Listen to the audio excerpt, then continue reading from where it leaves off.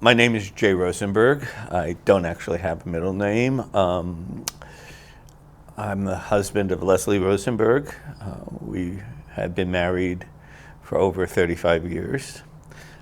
We have 10 great kids. Lindsay's the oldest, then Jonathan, then Daniel, then Rachel, who goes by Sephora or Sippy, and then after Sippy comes Jacob, and then Julie, and then Emily, then Jesse, then Jason, and Sophie was our youngest.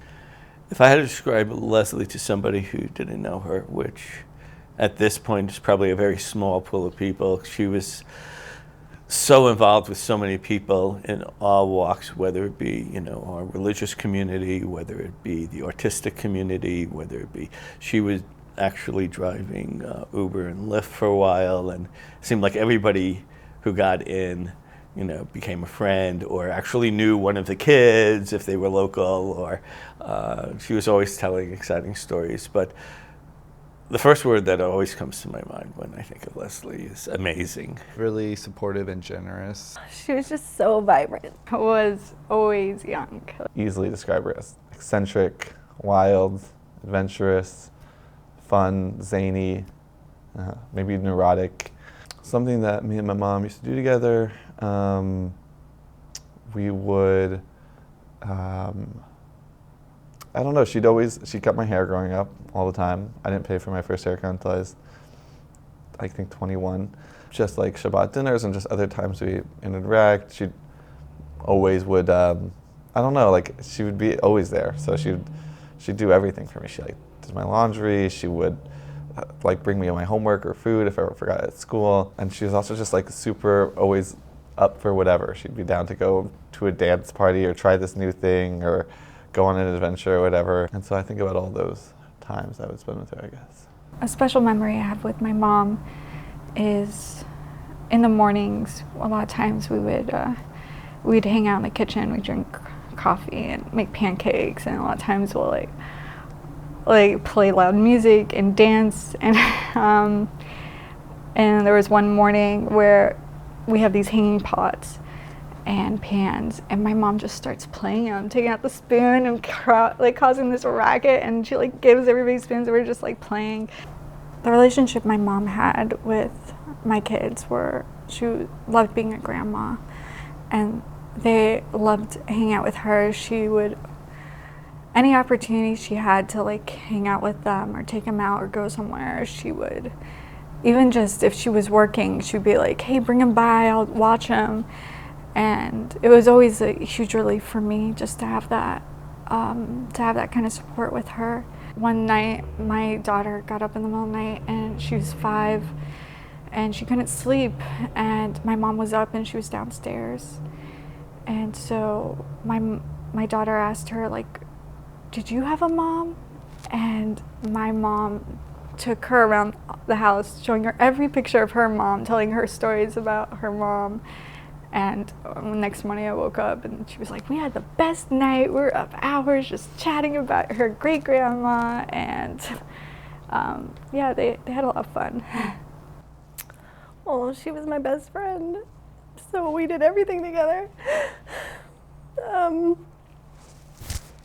She used to try and do whatever I was into. We worked several jobs together just to be able to spend more time together, and we did South by Southwest together. She was the one who would tell us about everybody, what was going on with each of our siblings. We wouldn't even know half of this stuff without her, and I feel so lost because of that. But that was, she would always ask, what's going on with you? How come I haven't heard from you? Typical mother. She was a really, doting grandmother. So we would spend a lot of times doing things with the kids with her. So we'd go to parks together or go to the children's museum, things like that. You spend holidays together. So a lot of the times just mostly, just kind of spending time, doing activities with, my kids and my mom, and then, talking and just kind of, just having quality time, just kind of being with one another, talking. She was always home to kind of take care of us, be there for holidays, be there for kind of setting up birthdays, and everything has to always be, all out and fun. And so she's a very engaged mother, trying to make sure that we're all, doing fun things together. My mom also loved to bake and just cook for us. I remember like when I was in elementary school and a little bit of middle school, she would come to school with a big pot of spaghetti, which was so embarrassing, but she wanted to make sure that we had like a lot to eat. It was really nice. She'd call me like all the times, and she would send me like 100 messages that I like with 1,000 questions I couldn't answer because it was just so overwhelming.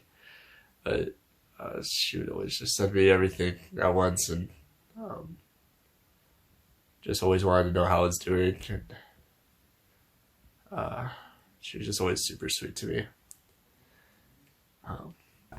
Whenever she came to visit, she'd like fill our house with groceries and like clean up and like take me, to the grocery store. And, like, obviously half of it was for her and half of it was for me, and then half of it was for whoever else she thought wanted other things. So that was really, really nice. And now since she's gone, I've had to be a lot more independent, which is really great. And I feel a lot more proud of myself. However, it has been a lot harder. We would go out to eat or make dinner, especially me and Sophie. We would do that a lot. She'd come over and we'd watch movies together. She just really loved being around me, and I did with her too. One of the years, it was her birthday, and we got our ears pierced together because mine had closed up. And so that was like a fun little bonding time. It was like us and my sister Sippy, so it was like a nice little sisters day. I think just talking about my future and just like plans that I wanted to do just always was something that she just showed admiration, and she'd want to just always know more and ask constant questions. So it just felt like I was really listened to. One conversation, I guess, would just be when I was leaving California after high school. She felt so worried for me, and it's just the typical mother stuff, but it just felt like I was able to explain why I was going and what I was excited for, and then it just felt like she really listened. We like to do Shabbat dinner.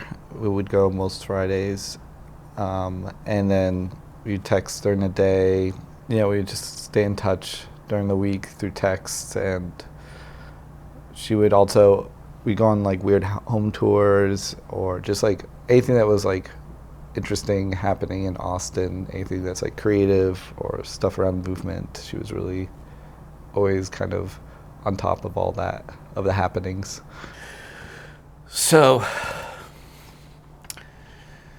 it was Sunday night. Sophie was in town for ACL Fest. We had Sippy's two girls with us there, and she made cupcakes from scratch with them, and we walked to the park, and shortly after that she drove a little because she was driving rideshare, and things were slowing down, and I was going to drive Sophie back to College Station that evening after ACL ended. And Leslie wanted to come back and see Sophie before she left and get a couple of things for her. She needed index cards and a couple of other miscellaneous items. And it was getting pretty late, and I was going to drive, but I was working the next day, and Leslie had slept till 1 or 2 because she had worked late the night before, also driving for ACL. And so she says, you know what?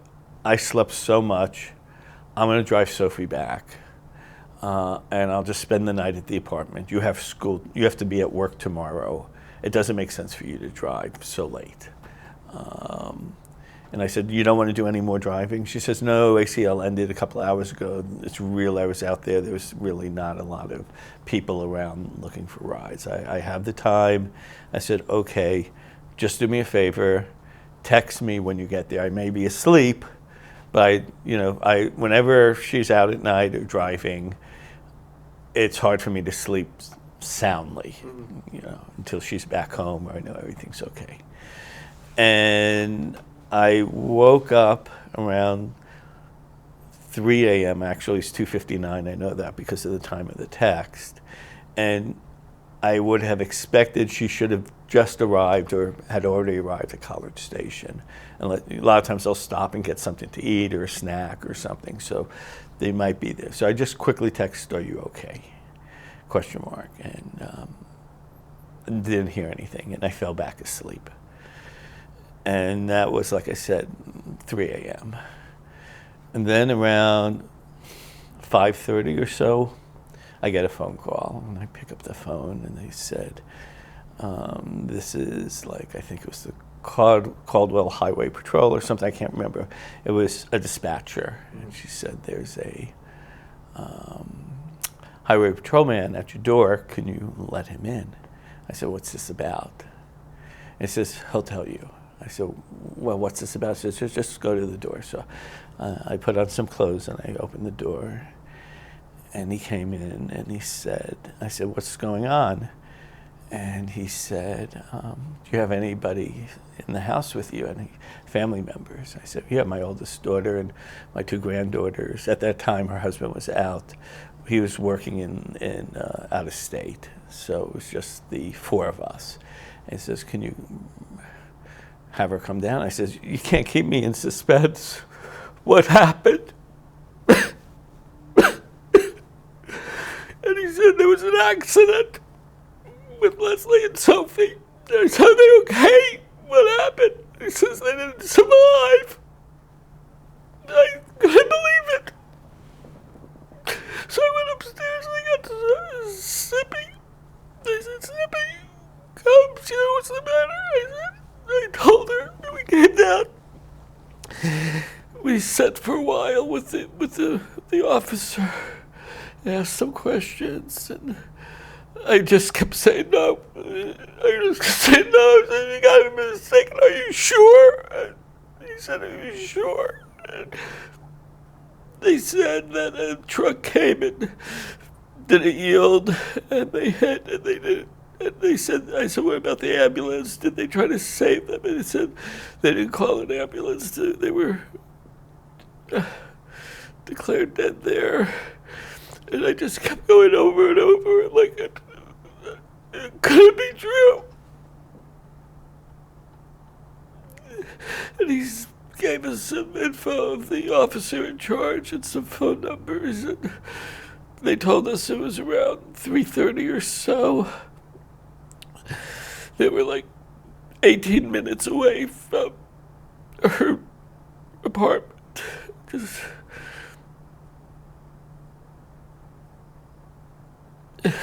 I just couldn't believe it.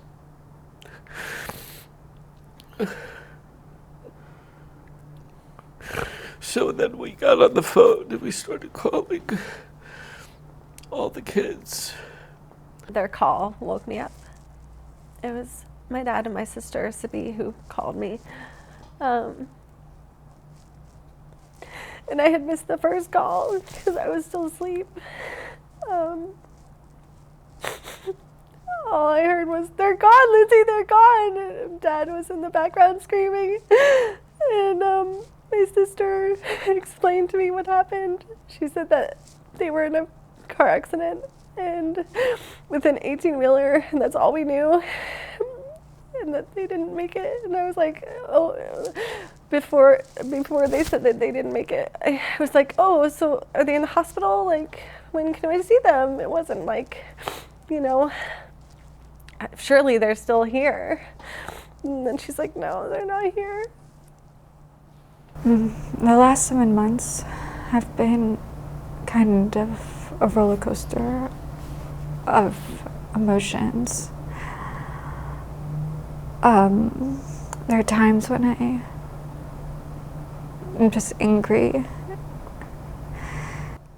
There's many moments where I just feel they're void.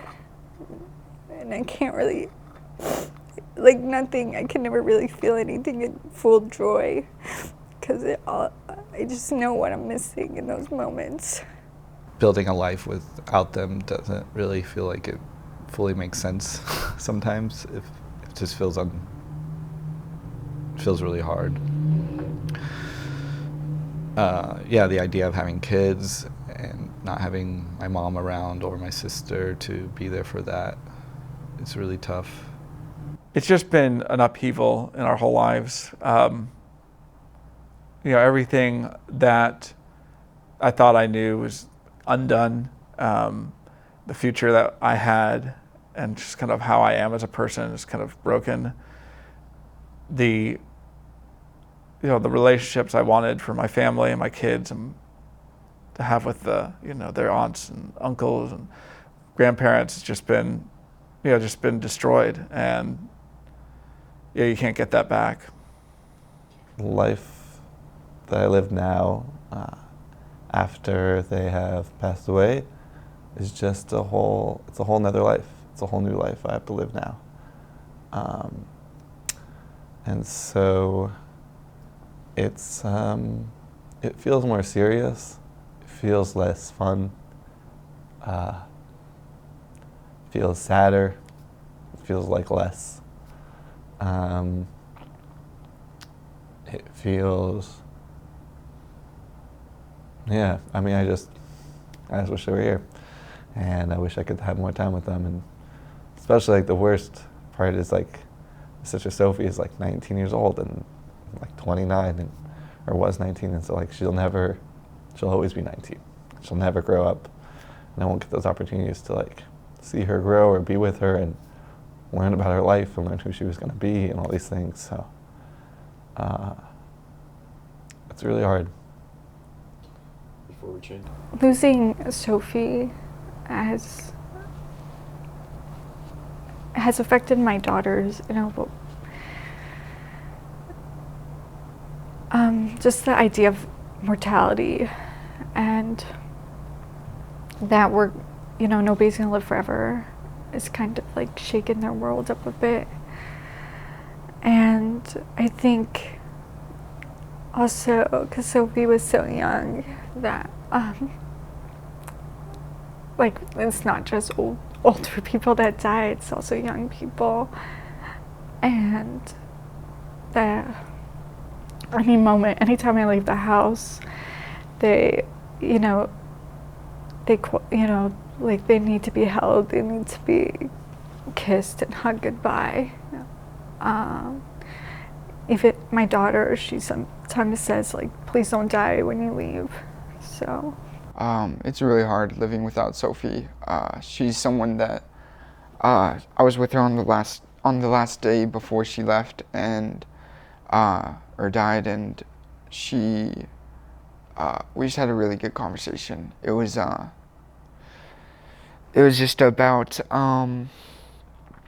just like how young we were and just how kind of like it doesn't really matter where you are right now. It's like you have so much time to change, and just sorry, it's a difficult thing to talk about because it's so ironic that we had that conversation the day before.